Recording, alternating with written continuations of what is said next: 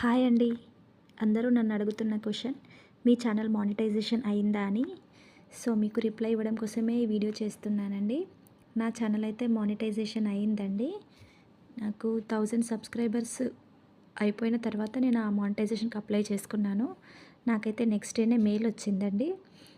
ఆ మెయిల్ కూడా మీకు చూపిస్తాను. ఇది ఆ మెయిల్. సో ఇందులో మానిటైజేషన్ సక్సెస్ అయినట్టు నెక్స్ట్ డే నుండి యాడ్స్ పోస్ట్ అవుతాయి వీడియోస్కి అని మెయిల్ అయితే వచ్చింది.